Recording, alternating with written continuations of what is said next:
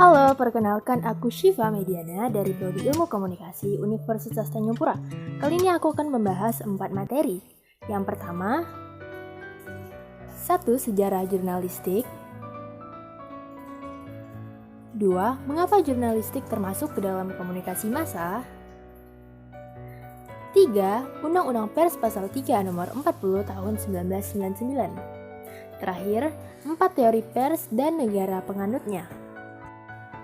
Sejarah jurnalistik merujuk pada Acta Diurna pada zaman Romawi kuno masa pemerintahan Kaisar Julius Caesar.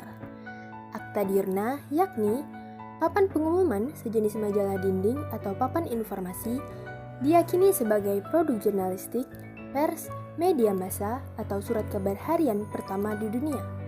Julius Caesar pun disebut sebagai bapak pers dunia. Dari kata Acta Diurna inilah secara harfiah kata jurnalistik berasal, yakni kata diurnal dalam bahasa Latin berarti harian atau setiap hari, diadopsi ke dalam bahasa Prancis menjadi jour, dan bahasa Inggris journal yang berarti hari, catatan harian, atau laporan. Dari kata diurnary muncul kata diurnalis dan journalist. Mengapa jurnalistik termasuk ke dalam komunikasi massa? Karena komunikasi massa memerlukan jurnalistik sebagai alat untuk melakukan komunikasi. Sebab jurnalistik adalah perkembangan dari pers, dan pers adalah perkembangan dari komunikasi massa. Undang-Undang Nomor 40 Tahun 1999 tentang pers. 1. Menginformasikan atau to inform. Masyarakat memerlukan informasi mengenai berbagai hal yang diperlukan dalam hidupnya, baik itu informasi ekonomi, politik, hobi, atau bidang-bidang lainnya yang berguna. 2.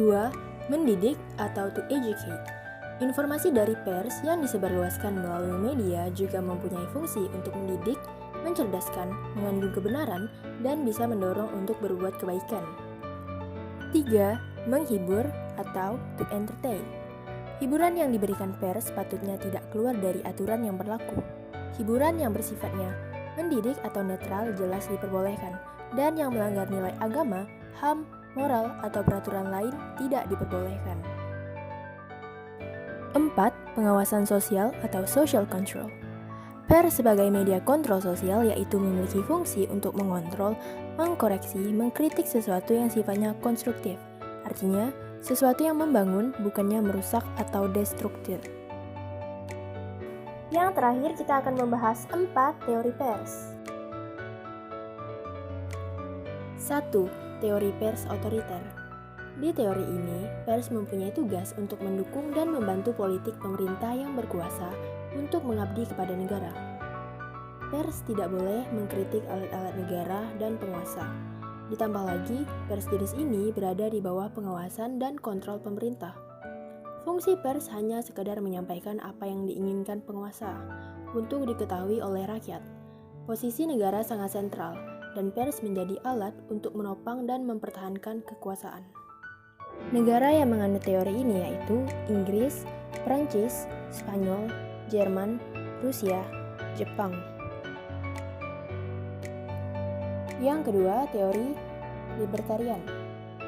Teori ini memiliki tujuan untuk melakukan pengawasan terhadap kinerja yang dilakukan oleh pemerintah. Pers liberal beranggapan bahwa pers itu harus mempunyai kebebasan yang seluas-luasnya. Hal ini bertujuan untuk membantu manusia dalam mencari kebenaran. Kebebasan pers dengan demikian dapat menjadi ukuran atas kebebasan yang dimiliki oleh manusia. Contoh negara yang menganut teori pers ini yaitu Inggris dan Amerika Serikat. 3. Teori pers tanggung jawab sosial.